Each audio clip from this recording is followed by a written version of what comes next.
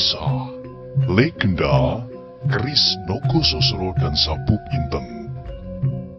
Selamat menikmati. Dalam kisah sebelumnya diceritakan, dengan menundukkan kepala serta langkah yang lemah, penduduk Pangrantunan mulai satu demi satu bergerak meninggalkan halaman rumah petani tua yang sama sekali tak diketahuinya bahwa beliaulah Ki Ageng Sora Dipayana. Dalam kepala mereka berkecamuklah 1000 macam masalah, tetapi satu hal yang telah menyusup di dalam hati mereka tanpa mereka sadari adalah, sejak saat itu mereka bertekad untuk mempertahankan tanah tercinta ini dari segala macam penindasan dan pemerasan. Kalau perlu, akan mereka pertaruhkan darah dan nyawa. Ketika tidak ada lagi seorang pun di halaman petani miskin itu, segera Mahesa Jenar menundukkan kepalanya kepada Ki Ageng Sora Dipayana sambil berkata, "Tuan, maafkanlah aku yang sama sekali tidak tahu bahwa Tuanlah yang terkenal dengan sebutan Ki Ageng Sora Dipayana." Orang tua itu tersenyum. Jawabnya, "Tak apalah, kalau sampai engkau tidak mengenal, maka berbanggalah aku. Sebab dengan demikian aku merasa bahwa permainanku dapat berhasil." Jawab orang tua itu.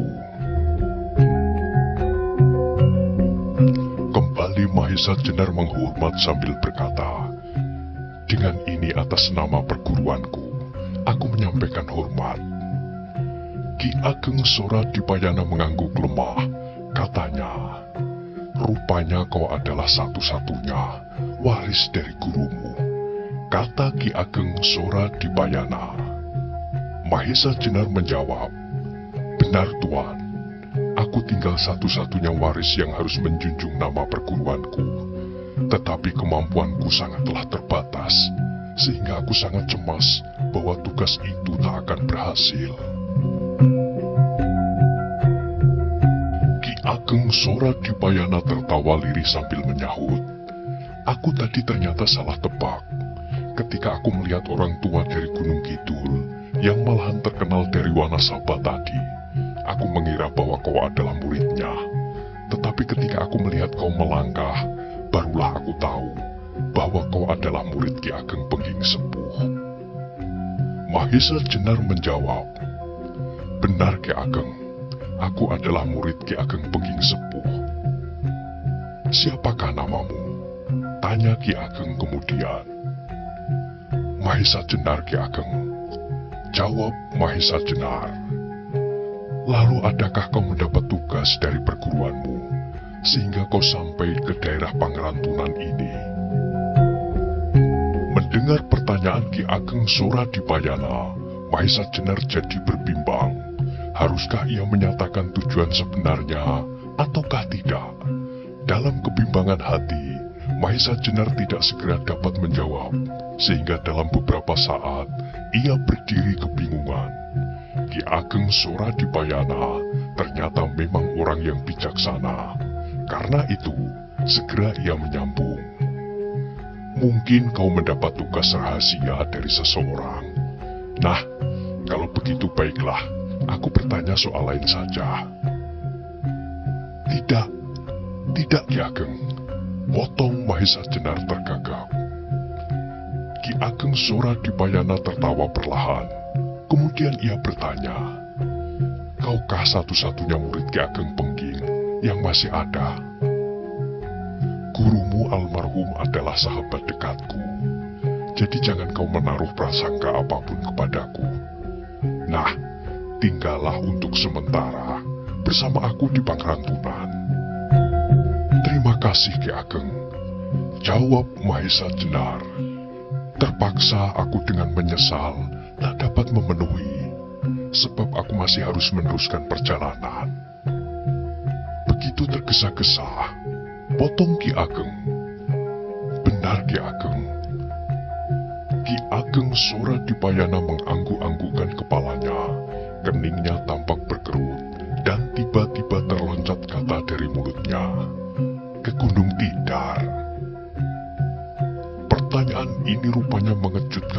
Jenar, sehingga ia kebingungan, sampai Ki Ageng Soradipayana meneruskan. Bagus, pergilah ke sana. Barangkali ada perlunya. Aku menduga bahwa kau tidak akan menderita sesuatu kalau kau cukup berhati-hati. Bukankah Ki Ageng Pengging Sepuh terkenal dengan Sosro Birowonya? Aku kira kau telah memiliki itu pula. Mahesa Jenar tak dapat berbuat lain kecuali mengiyakan semua kata-kata Ki Ageng Soradipayana, meskipun ia sendiri tak habis heran kenapa orang tua itu dapat menebak maksudnya dengan tepat. Meskipun demikian, sambung orang tua itu, kau harus tetap waspada, sebab penghuni Gunung Tidar bukan pula orang yang patut direndahkan. Dan jagalah bahwa kau dapat langsung mendekati tempat tinggal si Marudra. Usahakan untuk tidak diketahui oleh para penjaga-penjaganya, sebab bagaimanapun jumlah yang banyak akan turut serta menentukan keseimbangan pertempuran. Apalagi di samping si Marudra sendiri, masih ada beberapa orang yang termasuk orang-orang yang berilmu. Kata-kata Ki Ageng Soradipayana itu bagi Mahesa Jenar merupakan petunjuk yang sangat berharga.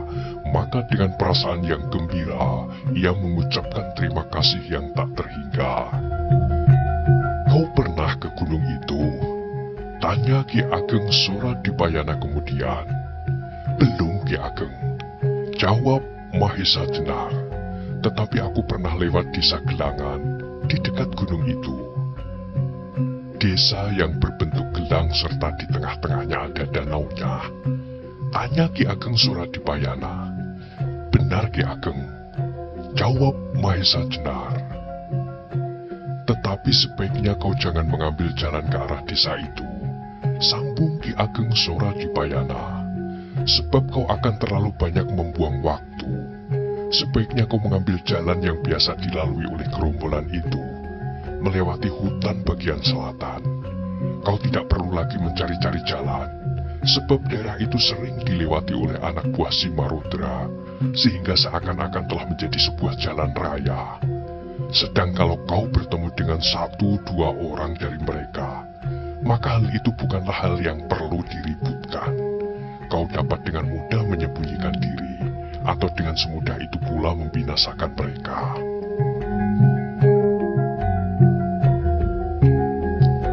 Mahesa Jenar mendengarkan semua nasihat itu dengan seksama.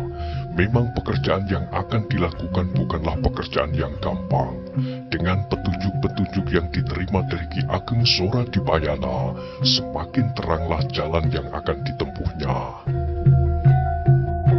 Nah, Mahesa Jenar, kata Ki Ageng Soradipayana akhirnya, memang sebaiknya kau tidak banyak membuang waktu. Kau dapat segera berangkat sekarang juga. Kalau tidak ada halangan, besok malam kau sudah akan sampai ke pusar pulau Jawa itu. Ingatlah, hindari pertemuan dengan para pengawal Gunung Tidar. Pergilah langsung ke Lambung Utara. Di sana terletak sebuah gua tempat tinggal suami istri si Marudra itu. Sedang untuk mendekati bukit itu, ambillah jalan sebelah selatan. Ambillah waktu ketika matahari telah terbenam. Sekali lagi Mahesa Jenar mengucapkan terima kasih yang tak terhingga, dan sesudah itu ia mohon diri untuk segera melanjutkan perjalanannya ke Gunung Tidar. Ia sudah memutuskan untuk mengikuti segala petunjuk yang diberikan oleh Ki Ageng Soradipayana. Tetapi satu hal yang sama sekali tak diduganya adalah bahwa dengan memberikan segala petunjuk itu, Ki Ageng Soradipayana telah membuat suatu rencana. Rencana yang hanya diketahui oleh Ki Ageng Soradipayana itu sendiri. Karena itu, ketika ia melihat Mahesa Jenar dengan langkah yang tetap berjalan menurut petunjuknya, tampaklah orang tua itu tersenyum sambil bergumam. Mudah-mudahan rencanaku berhasil. Bukankah dengan demikian aku telah membuat suatu jasa pada mereka?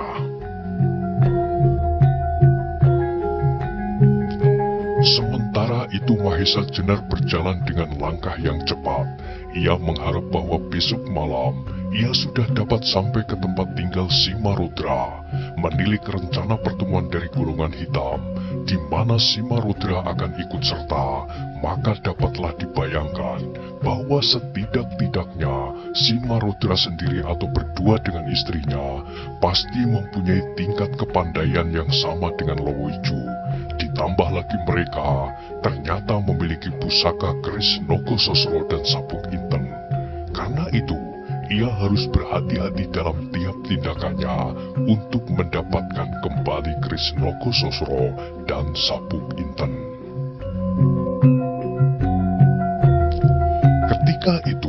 Ketika ia telah agak jauh meninggalkan desa Pangrantunan, matahari telah condong ke barat.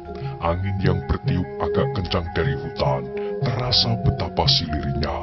Meskipun demikian, panas yang dipantulkan oleh debu-debu di jalan terasa seperti menyengat-nyengat kaki. Karena itu, Mahesa Jenar semakin mempercepat langkahnya.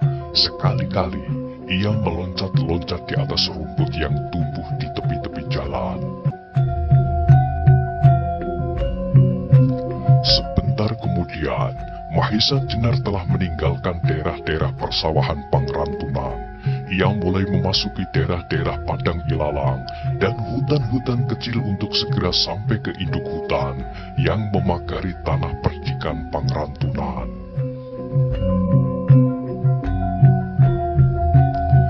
Tiba-tiba Mahesa Jenar yang sedang berjalan cepat-cepat itu mendengar suara ringkik kuda. Segera ia menghentikan langkahnya serta bersiap-siap kalau suara ringkik kuda itu berasal dari gerombolan Simarudra. Tetapi sampai beberapa saat ia sama sekali tidak mendengar langkahnya. Karena itu Mahesa Jenar menduga bahwa kuda itu pastilah berhenti. Perlahan-lahan Mahesa Jenar menyusup di antara batang-batang ilalang mendekati arah suara ringkikan kuda itu. Setelah beberapa langkah, benar-benar Mahesa Jenar melihat kuda lengkap dengan pelananya, tetapi tidak ada penunggangnya. Maka timbullah kecurigaannya.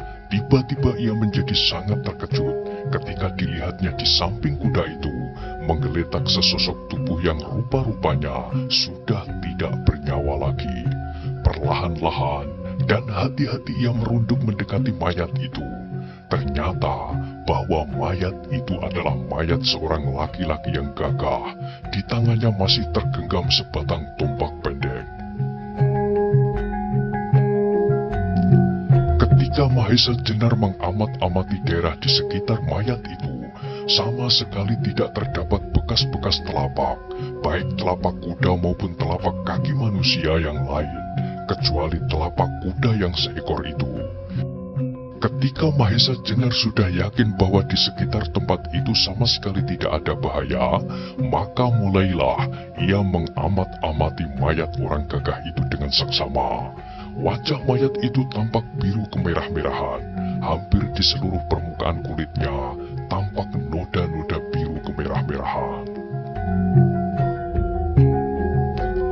Melihat tanda-tanda itu, segera Mahesa Jenar dapat menerka bahwa orang itu pasti meninggal karena racun. Sampai beberapa lama Mahesa Jenar mencari, masih belum dapat ditemukan luka yang menyebabkan kematian orang itu. Baru ketika mayat itu ditelungkupkan, tampaklah sebuah jarum sumpit yang masih menancap di punggungnya. Maka tahulah Mahesa Jenar bahwa orang itu telah diserang dari belakang. Atau kemungkinan lain orang itu dikenai sumpit pada waktu ia sedang melarikan diri. Lebih heran lagi Mahesa Jenar ketika melihat pada ikat pinggang orang itu yang lebarnya hampir selebar telapak tangan dan dibuat dari kulit kerbau. Tampaklah sebuah pahatan yang mirip dengan dua ekor ular yang saling membelit. Mula-mula Mahesa Jenar agak bingung menafsirkan gambar itu. Tetapi akhirnya berdesirlah jantungnya. Ini pastilah gambar dua ekor uling. Kalau demikian maka orang ini pasti termasuk salah seorang anggota gerombolan yang dikenal dengan nama pimpinannya, sepasang Uling dari Rawa Bening. Tetapi kenapa ia sampai kemari? Juga siapa yang membunuhnya? Merupakan suatu teka-teki bagi Mahesa Jenar. Yang terang baginya adalah bahwa orang itu belum terlalu lama meninggal. Mungkin pagi tadi, atau malahan sesudah hampir tengah hari. Belum lagi Mahesa Jenar selesai meneliti tubuh mayat itu, tiba-tiba terdengarlah derap beberapa ekor kuda. Cepat-cepat Mahesa Jenar memperhatikan arahnya, lalu dengan cepat sekali ia meloncat ke gerumbul yang terdekat. Ia harus berusaha untuk bersembunyi, sebab ia masih belum tahu siapakah yang datang. Beberapa saat kemudian, derap kuda itu sudah dekat benar, dan segera muncullah dari dalam hutan beberapa orang berkuda. Rupanya mereka sedang mencari sesuatu, atau mencari jejak, sebab hampir semua dari mereka mengawasi jalan yang akan dilewatinya. Melihat rombongan itu, sekali lagi Mahesa Jenar tersirat. Di antara orang-orang berkuda itu, Mahesa Jenar melihat bahwa meskipun orang itu berpakaian laki-laki, tetapi jelas bahwa ia adalah seorang perempuan. Maka tanggapan Mahesa Jenar segera mengarah kepada istri Simarudra. Sedangkan apakah Simarudra sendiri ada di antara mereka, Mahesa Jenar masih belum tahu. Rombongan itu ternyata benar-benar sedang mencari jejak kaki, malahan jejak kaki orang yang meninggal itu. Karena itu, pada mayat orang gagah itulah rombongan berkuda itu mengarah. Dengan demikian, Mahesa Jenar harus semakin rapat bersembunyi. Ternyata setelah mereka dekat, serta semakin jelas, jumlah mereka seluruhnya ada 7 orang. Satu di antaranya seorang perempuan yang sudah hampir setengah umur, tetapi menilik tubuh serta wajahnya, ia masih tampak lincah dan cantik. Ketika salah seorang dari mereka melihat mayat itu, ia segera berteriak, "Itulah dia, Ki Lurah!" Mendengar teriakan itu, seorang yang bertubuh tegap, gagah, bahkan lebih agak gagah dari mayat itu, segera meloncat turun dari kudanya dan berjalan mendekati mayat itu, yang segera disusul oleh satu-satunya perempuan dalam rombongan itu. Melihat mereka berdua, segera Mahesa Jenar menebak bahwa mereka berdualah yang terkenal dengan suami istri, Simarudra. Setelah mereka sampai pada mayat itu, segera suami istri itu berjongkok mengamat-amati. Kemudian segera tangannya meraih tombak pendek itu. Gumamnya, sayang Adi Gemak Paron terpaksa aku membunuhnya. Kalau tidak, pastilah Kiai Kalatadah ini jatuh ke tangan sepasang uling Rawa Bening. Mungkin tujuannya lebih dari itu, sahut istrinya. Mungkin Adi Gemak Paron mendapat tugas untuk mengambil kedua keris itu. Mungkin juga, jawab si suami. Sebab kalau tidak, tugas yang penting itu pastilah bukan Adi Gemak Paron yang harus melaksanakan. Tetapi kejadian ini pasti ada akibatnya.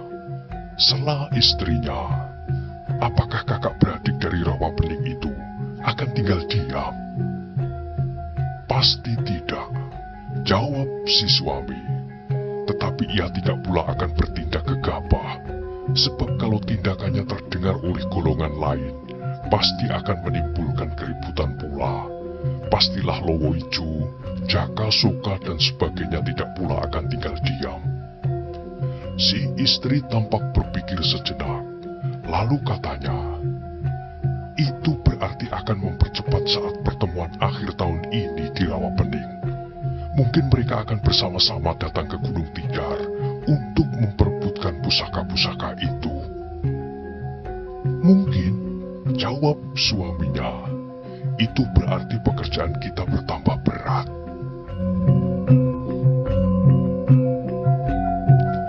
Lalu bagaimana dengan Adi Gemak Paron itu? Potong istrinya. Sebab Adi Yuyu Rumpung yang lolos dari kejaran kami pasti segera akan melaporkan kejadian ini. Belum lagi mereka menentukan sikap, tiba-tiba terdengarlah derap kuda dari arah lain. Tampaklah bahwa semua orang dalam gerombolan itu terkejut, tidak terkecuali suami istri Sima Rudra. Rupa-rupanya Adi Kemak Paron tidak hanya berdua, desis si istri. Kau benar, jawab suaminya. Bersiaplah kalian, perintahnya kepada anak buahnya. Maka segera mereka pun bersiap menghadapi setiap kemungkinan. Suara derap kuda itu semakin lama semakin jelas, dan Mahesa Jenar pun tidak kalah cemasnya, sebab arah derap kuda itu menuju kepadanya. Karena itu, ia pun melipat dirinya lebih kecil lagi di bawah sebuah gerumbul yang berdaun rapat. Sejenak kemudian, kuda yang larinya seperti terbang meluncur hanya beberapa langkah di samping Mahesa Jenar. Melihat penunggang-penunggangnya, Mahesa Jenar agak keheran-heranan pula. Mungkinkah mereka dari gerombolan Uling Rawa Bening? Sebab tampaklah wajah mereka berbeda dengan wajah-wajah gerombolan Sima Rudra. Sedangkan pakaian mereka pun sama sekali tidak seperti pakaian orang yang mati itu. Rombongan yang kedua ini terdiri dari orang yang jumlahnya lebih banyak. Semua kira-kira ada 15 orang. Ketika rombongan yang kedua ini melihat rombongan Sima Rudra, mereka pun tampak terkejut. Maka dengan segera mereka menarik tali kekang kuda mereka, sehingga kuda-kuda mereka berdiri dan berhenti seketika. Melihat rombongan yang baru saja datang itu, ternyata Sima Rudra beserta anak buahnya bertambah terkejut lagi. Sehingga ketika rombongan yang kedua itu telah berhenti, Sima Rudra segera berkata, "Aku menyampaikan hormat yang setinggi-tingginya kepada rombongan Ki Ageng Lembu Sora." Mendengar sapa Sima Rudra itu, giliran Mahesa Jenar yang terkejut bukan kepalang. Inilah orangnya yang bernama Ki Ageng Lembu Sora, putra kedua dari Ki Ageng Sora Dipayana. Ki Ageng Lembu Sora adalah seorang yang bertubuh sedang, berwajah keras, matanya memancarkan sinar ketamakan, dan pemujaan kepada nafsu-nafsu jasmania. Sambil masih duduk di atas kudanya, ia menjawab, "Salamku kepada kalian." "Terima kasih Ki Ageng," jawab Sima Rudra. "Kenapa kalian berada di tempat ini?" tanya Ki Ageng Lembu Sora. "Kami sedang mengejar orang ini Ki Ageng," jawab Sima Rudra sambil menunjuk kepada mayat Kemak Paron. "Siapakah dia?" tanya Lembu Sora kembali. "Ia berusaha untuk mencuri pusaka kami, Kiai Kalatada. Untunglah bahwa aku dapat mengenainya dengan sumpit, sehingga ia tidak dapat melarikan diri lebih jauh lagi," jawab Sima Rudra. Lembu Sora tampak mengangguk-anggukkan kepalanya. Kemudian katanya, "Dari manakah dia?" "Dari daerah Rawa Bening," jawab Sima Rudra. "Gerombolan yang dipimpin oleh Uling Rawa Bening?" Lembu Sora menegaskan. "Ya," jawab Sima Rudra. Sekali lagi Lembu Sora mengangguk-angguk. Katanya kemudian, "Untunglah gerombolan Uling itu sampai sekarang masih diberi kesempatan berdiri. Kalau saja Kakang Gajah Sora sudah mau bertindak, maka umur gerombolan itu tidak akan lebih dari 1 senja."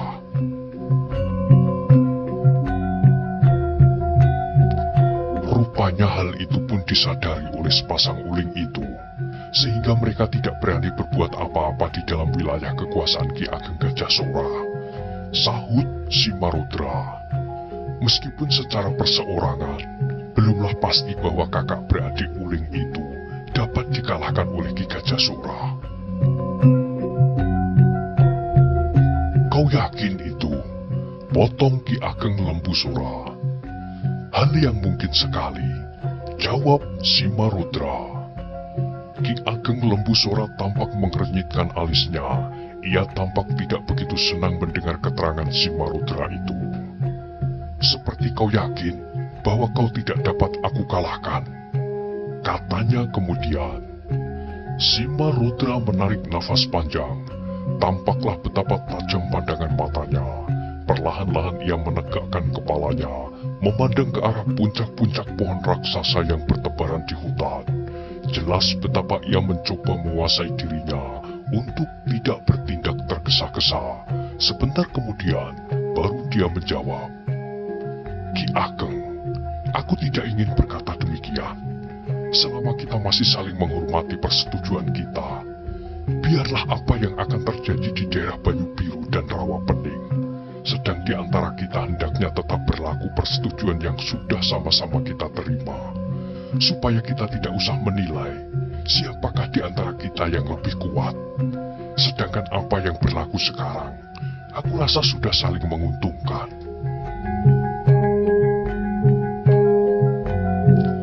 Wajah Ki Ageng Lembu Sora menjadi tegang pula.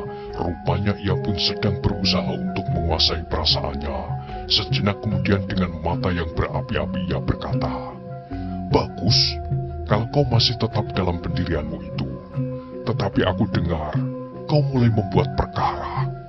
Karena itu aku sekarang memerlukan berkeliling pagar perdikanku untuk mengetahui kebenaran berita bahwa kau mulai merambah ke daerah lalu lintas dengan pambingit." "Itu tidak benar," potong si Marudra. "Aku tidak biasa berbuat kecurangan-kecurangan yang naif semacam itu.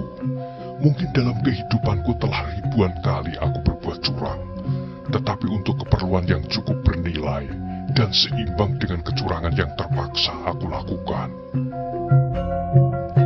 Si Marudra diam sejenak. Suasana segera meningkat semakin tegang. Tampaklah bahwa masing-masing telah mempersiapkan dirinya untuk menghadapi setiap kemungkinan. "Yang benar," si Marudra melanjutkan, "dua orangku pagi ini telah mati di Pangrantunan." Ki Ageng Lembu Sora tampaknya agak terkejut mendengar berita itu, sehingga ia bertanya, "Kenapa?"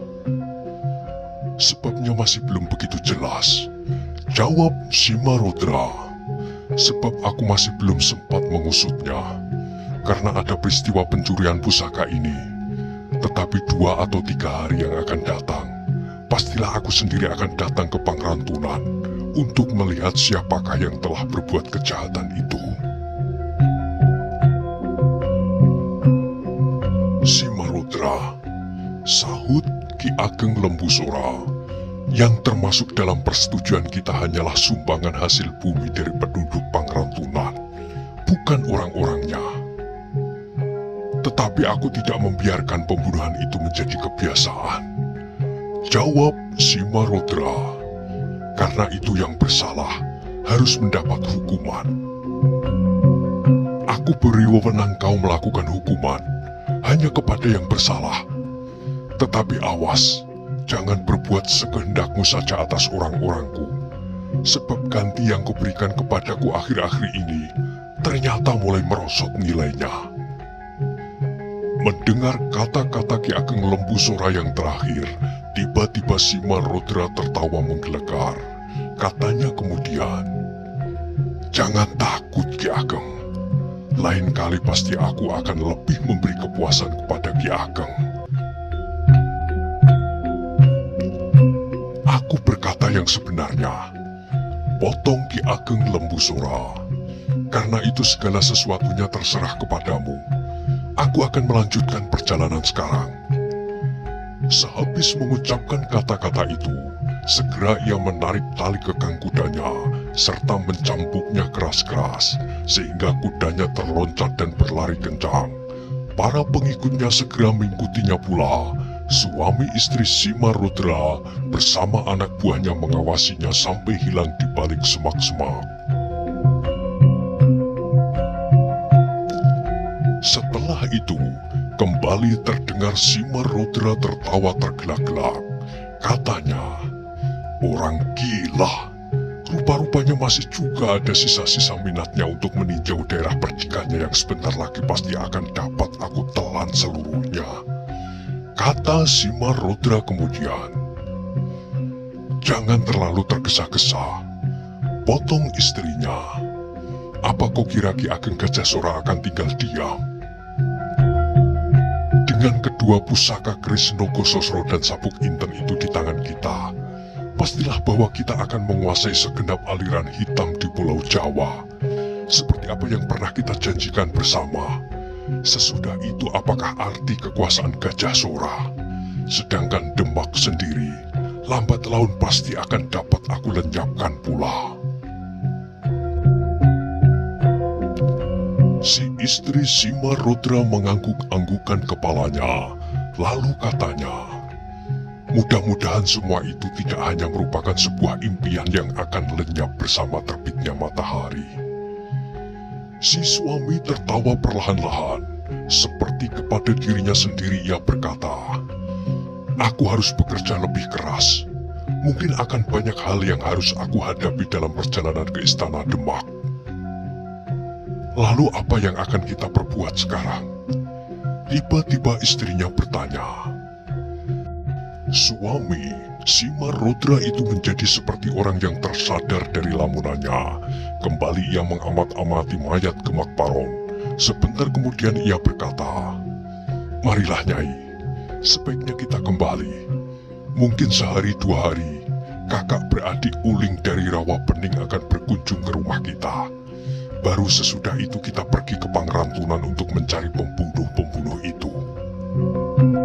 Tidakkah kita selesaikan sama sekali masalah Pangrantunan yang tinggal tidak seberapa jauh lagi? Simarodra tampak agak berpikir, tetapi segera ia menjawab, masalah Pangrantunan sama sekali bukan masalah yang perlu mendapat perhatian banyak. Tetapi sepasang uling itu benar-benar memerlukan persiapan yang cukup untuk menyambutnya. Setelah itu, maka segera ia pun berdiri meninggalkan mayat Gemak Paron, langsung menuju ke kudanya, dan sejenak kemudian rombongan itu pun pergi meninggalkan mayat yang sudah terkapar itu, sambil membawa kembali pusaka yang disebutnya Kiai Kalatada.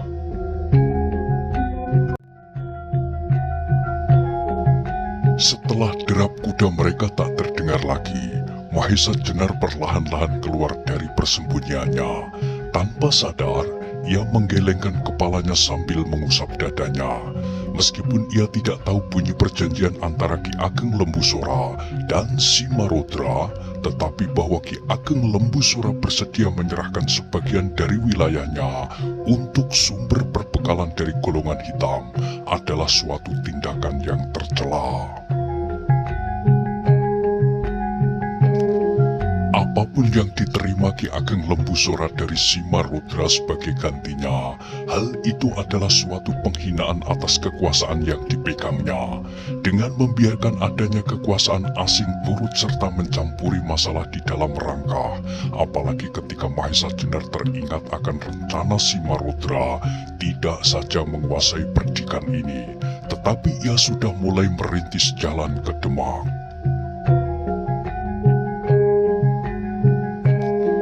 Tetapi ketika ia teringat bahwa Ki Ageng Sora Dipayana dengan wujudnya yang baru telah kembali ke Pangrantunan, hatinya menjadi agak tentram.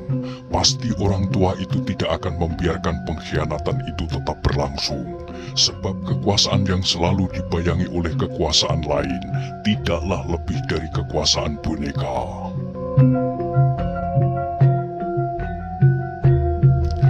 Sebentar kemudian, segera Mahesa Jenar sadar akan tugasnya. Ia harus cepat-cepat pergi ke Gunung Tidar. Kalau benar apa yang diperhitungkan oleh Simarodra, yaitu kemungkinan akan datangnya Uling dari Rawa Pening, maka ia harus berusaha untuk mendahuluinya. Sebab kalau tidak, dan sepasang Uling itu sampai berhasil merebut kedua keris pusaka itu, maka tugasnya akan bertambah sulit. Karena itu, Mahesa Jenar pun segera melanjutkan perjalanannya. Sejenak kemudian ia telah memasuki daerah hutan yang cukup lebat pula.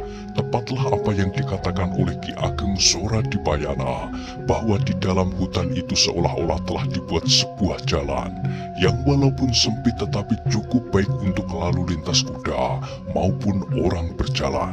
Maka tidaklah ada kesulitan apa-apa bagi Mahesa Jenar untuk langsung menuju ke Gunung Tidar.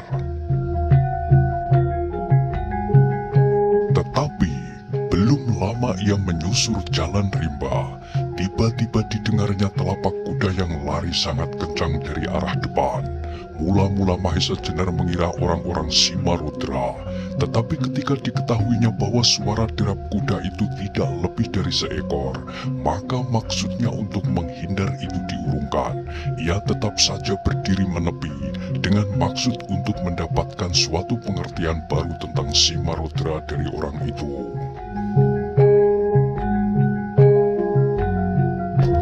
Sebentar kemudian, tampaklah seekor kuda yang lari seperti terbang menuju ke arahnya. Penunggangnya adalah orang yang pendek, kokoh, dan berjambang tebal. Ketika orang itu melihat Mahesa Jenar, ia pun tampak terkejut. Segera ia menarik kekang kudanya, sehingga kuda itu berhenti beberapa langkah di hadapan Mahesa Jenar. Mula-mula wajah orang itu tampak tegang. Tetapi ketika ia melihat ikat pinggang orang itu, yang lebarnya hampir selebar telapak tangan, serta dibuat dari kulit kerbau, ia menjadi terkejut.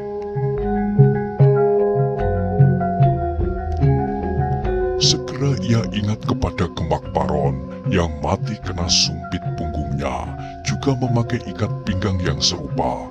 Maka kesimpulan bagi Mahesa Jenar, orang ini pasti juga salah seorang dari gerombolan Uling Rawapening. Mungkin orang inilah yang tadi disebut-sebut dengan nama Yuyu Rumpung, yang berhasil meloloskan diri dari kejaran Simarudra. Kalau demikian kiranya, Yuyu Rumpung tadi telah berhasil menyelinap ke dalam hutan, sementara Kemak Paron berlari terus. Kemudian setelah diketahuinya bahwa Simarudra telah kembali ke sarangnya, ia segera berusaha untuk melarikan diri.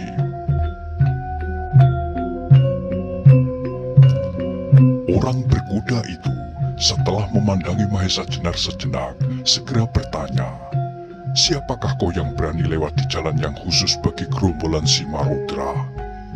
Tiba-tiba timbullah keinginan Mahesa Jenar untuk menjajaki kekuatan gerombolan Uling ini dengan mencoba kekuatan salah seorang anggotanya yang terkemuka. Dengan demikian, ia akan dapat mengetahui kira-kira sampai di mana kekuatan anggota-anggota yang lain. Sedang pimpinan rombongannya sendiri pastilah tidak akan banyak terpaut dengan Lowoiju, Jakasoka, dan mungkin juga Simarudra.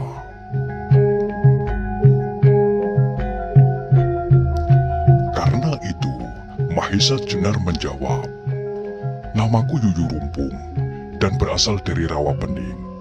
Aku adalah salah seorang kepercayaan kakak beradik Uling untuk mencari keris Nogososro dan Sabuk Inten. Tetapi sayang bahwa aku dan Kemak Paron hanya berhasil mengambil tombak pendek yang bernama Kalatadah. Itu saja Kemak Paron terpaksa menebus dengan nyawanya, sedang tombak itu kembali kepada pemiliknya." Mendengar jawaban Mahesa Jenar, segera wajah orang itu yang sebenarnya adalah Yuyu Rumpung menjadi merah menyala. Ia menjadi marah sekali karena jawaban itu seolah-olah merupakan suatu sindiran akan ketidakmampuannya melakukan tugas yang dibebankan kepadanya bersama Kemak Paron. Karena itu dengan gigi yang gemeretak ia berteriak, "Orang gila, jangan kau main-main dengan Yuyu Rumpung. Meskipun aku tidak berhasil mencuri kedua pusaka itu, tetapi aku pasti akan bisa mematahkan lehermu. Tetapi sebelum itu, supaya aku tahu siapakah yang telah aku bunuh, hendaknya kau mengatakan namamu yang sebenarnya."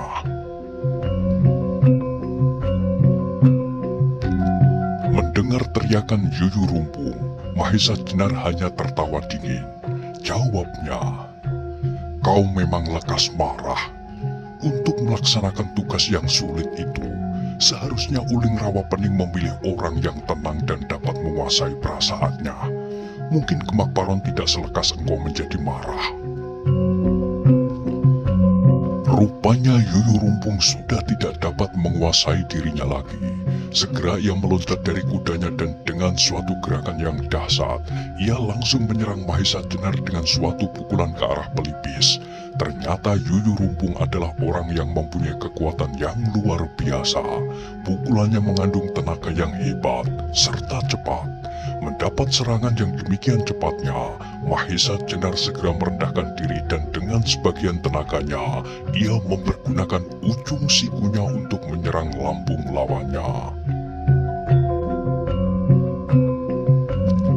Tetapi Yuyu Rumpung pun ternyata lincah sekali, sehingga ia tidak terlambat meloncat mundur menghindar. Tetapi dalam hati ia pun tidak habis heran. Siapakah orang yang berjalan di dalam hutan seorang diri, tetapi mempunyai keulatan yang sedemikian tinggi? Apalagi ia sudah tahu nama, asal, serta tugas yang sedang dilaksanakan. Mahesa Jenar tidak sempat merenung-renung, sebab ketika sadar bahwa serangannya gagal, segera ia memutar tubuhnya, dan dengan kaki kirinya, ia menghantam perut Yuyu Rumpung. Sekali lagi Yuyu Rumpung terpaksa meloncat ke samping, tetapi kali ini ia tidak mau terus-menerus diserang. Karena itu, demikian kakinya melekat di atas tanah, segera ia maju menyodok perut Mahesa Jenar. Kali ini disengaja Mahesa Jenar tidak menghindarkan diri, tetapi dengan tangannya ia memukul tangan Yuyu Rumpung ke samping. Yuyu Rumpung yang percaya pada kekuatannya, ketika melihat Mahesa Jenar menangkis pukulannya, sama sekali ia tidak berusaha menarik tangannya, malahan seluruh tenaganya dikerahkan. Maka segera terjadilah suatu benturan yang keras sekali, dengan tak diduga sama sekali oleh Yuyu Rumpung bahwa lawannya memiliki tenaga yang dahsyat, sehingga ia jatuh terguling. Sebaliknya Mahesa Jenar pun merasakan kekuatan Yuyu Rumpung, sehingga tangannya terasa agak sakit. Sampai sekian Mahesa Jenar dapat mengetahui bahwa orang ini kira-kira tidak lebih dari Carang Lampit, orang kedua sesudah Wades Gunung dalam gerombolan Lowojo.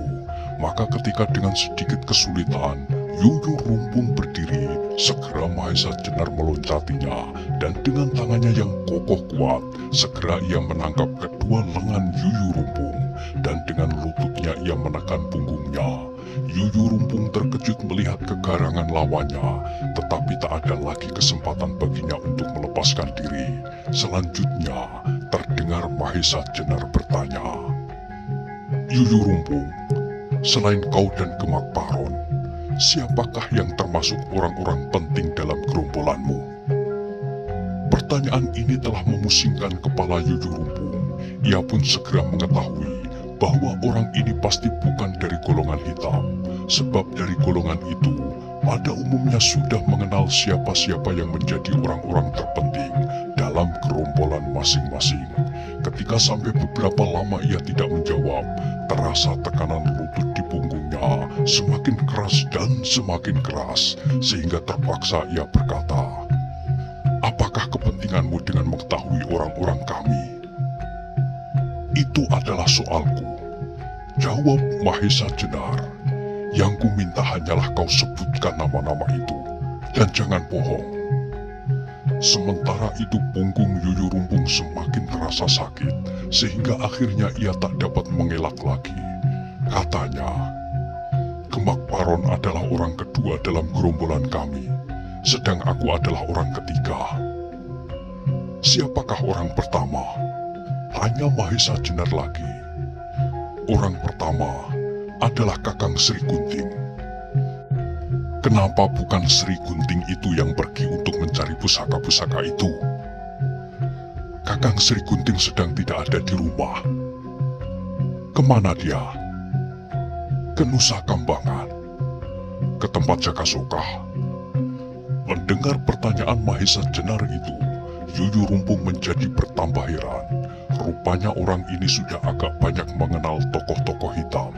Karena itu ia harus lebih berhati-hati, sebab mungkin malahan seluruhnya sudah diketahui, sehingga pertanyaan-pertanyaannya hanya merupakan sebuah pancingan saja? Maka jawabnya, "Ya, Kakang Sri Gunting pergi ke tempat Jagasoka." Mahesa Jenar mengangguk-angguk. Tahulah ia bahwa kekuatan gerombolan hitam itu benar-benar seimbang, sehingga pertemuan akhir tahun di Rawapening benar-benar akan menarik. Ketika Mahesa Jenar tidak memerlukan hal-hal lain lagi, segera Yuyu Rumpung dilepaskan, tetapi ia tidak membiarkannya pergi berkuda. Katanya, "Yuyu Rumpung, kau boleh pergi, tetapi aku ingin meminjam kudamu. Sedang kau dapat mencari kuda Kemak Paron untuk kau pakai. Aku temukan tadi mayatnya di luar hutan. Kalau kau akan mencarinya, pergilah membelok ke selatan, di mulut lorong ini." Mahesa Jenar sengaja membiarkan Yuyu Rumpung berjalan kaki dan menunjukkan arah yang salah atas mayat Kemak Paron, supaya orang ini tidak segera sampai di Rawapening. Ia mengharap untuk dapat mendahului kakak beradik Uling itu. Yuyu Rumpung yang tidak tahu maksud Mahesa Jenar menjadi keheranan, tetapi bagaimanapun juga ia merasakan keperkasaan orang itu.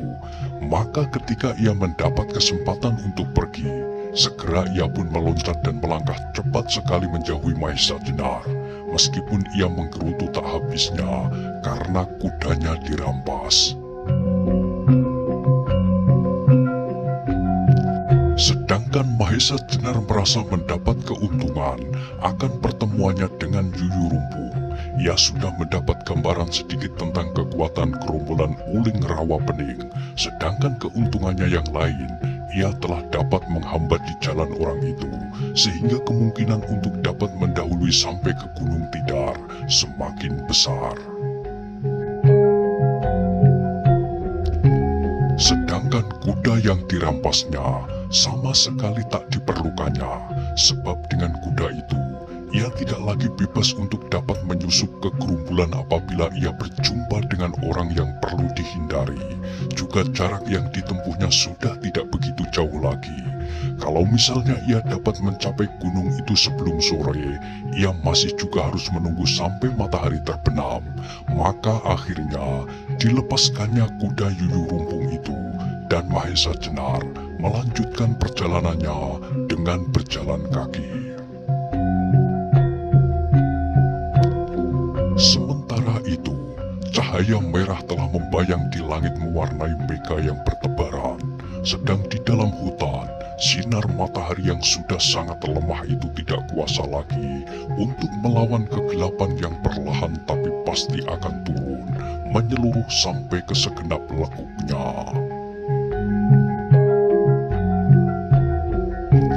Malam itu, seperti biasa dalam perjalanannya di hutan, Mahesa Jenar memilih tempat tidurnya di atas cabang pohon untuk menghindari serangan binatang buas. Meskipun hutan itu tidak segarang hutan Mentauk, tetapi di dalamnya hidup pula jenis harimau yang cukup berbahaya, yaitu harimau loreng. Malam itu tak ada sesuatu hal yang terjadi, kecuali tubuh Mahesa Jenar menjadi gatal digigit nyamuk yang banyaknya bukan main.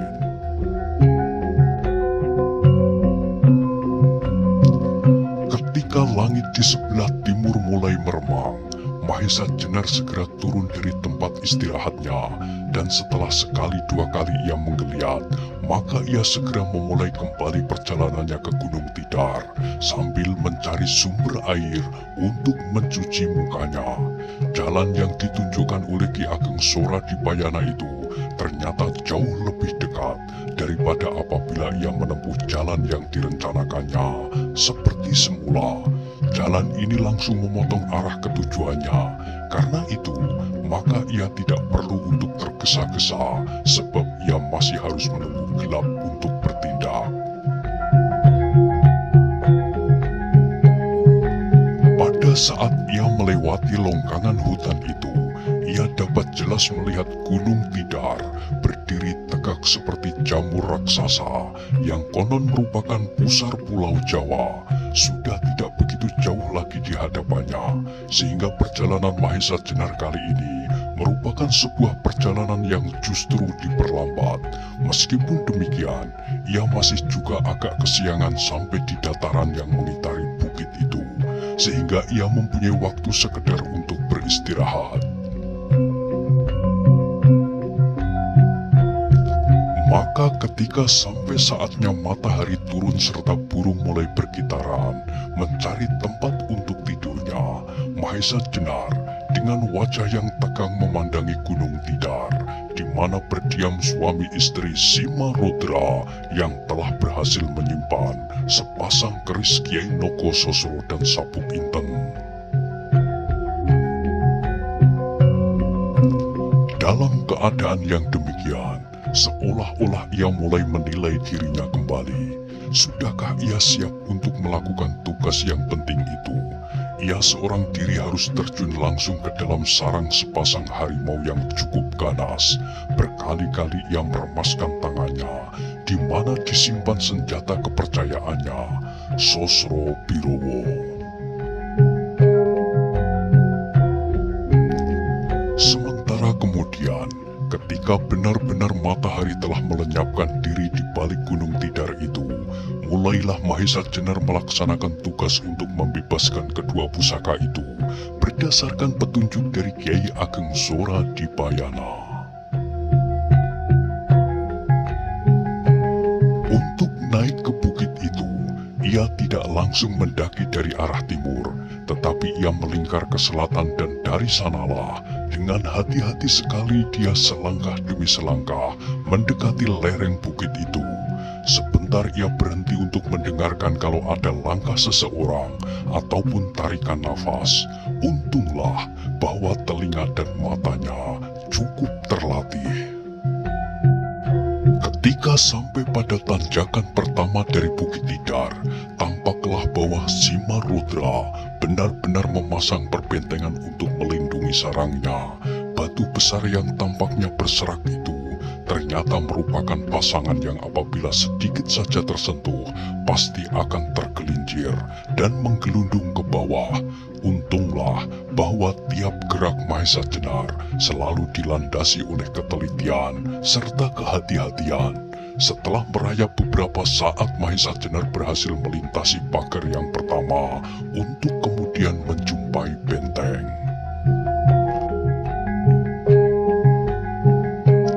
Batu padas yang besar disusun meninggi sampai hampir 2 kali tinggi orang. Dengan hati-hati Mahesa Jenar mendekati benteng itu.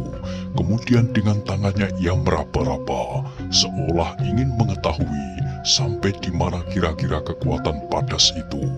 Mungkin dengan kekuatan tangannya ia bisa, meskipun tidak sekaligus, tetapi setidaknya sedikit demi sedikit menghancurkan padas yang tidak sekeras batu. Kalau Mahesa Jenar menghancurkan padas itu, maka besar kemungkinannya bahwa kedatangannya akan segera diketahui oleh pengawal-pengawal yang pasti berkeliaran di dalam benteng itu.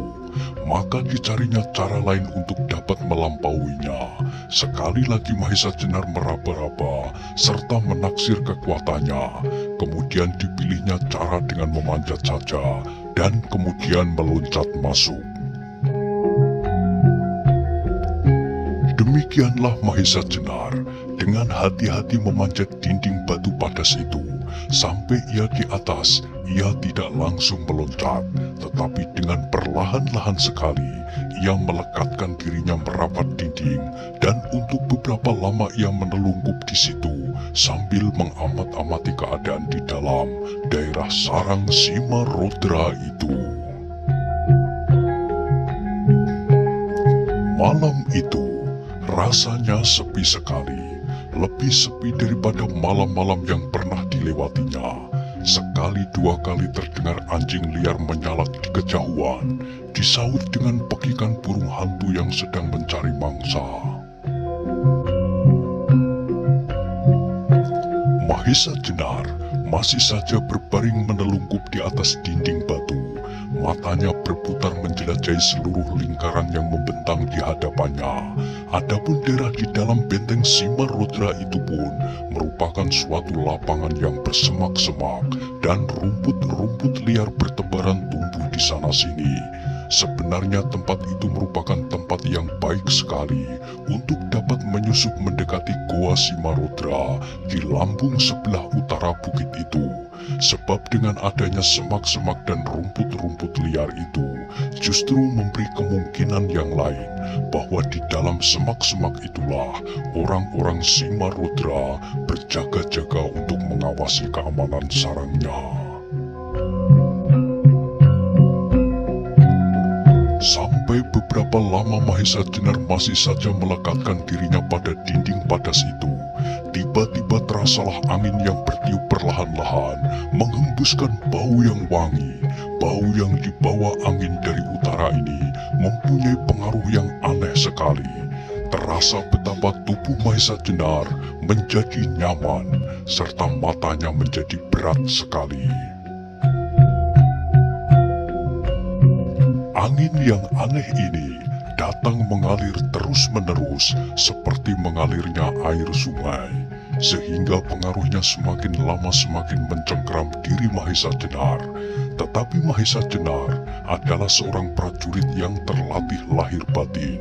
Untunglah bahwa ia segera menyadari keadaannya, bahwa pasti ia telah kena pengaruh bau wangi itu yang sengaja disebarkan orang untuk melemahkan saraf, sehingga orang menjadi ngantuk.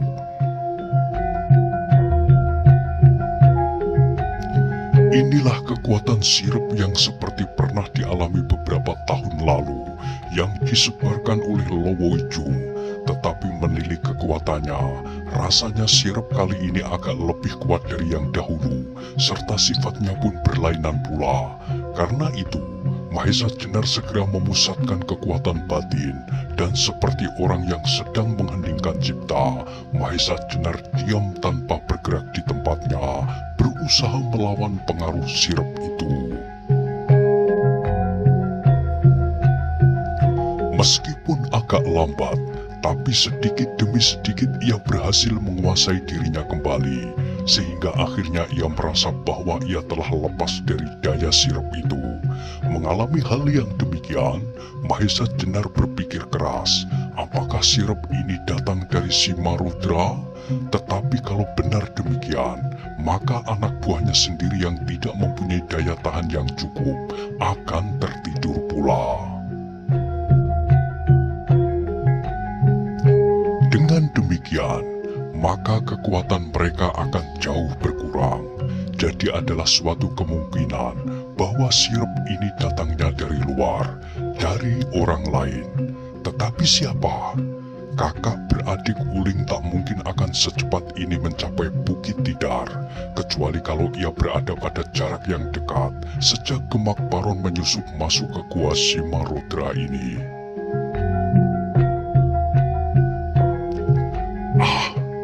Tak akan selesai pekerjaan ini dengan menimbang-nimbang saja. Gerutunya, lebih baik aku masuk dan melihat keadaan.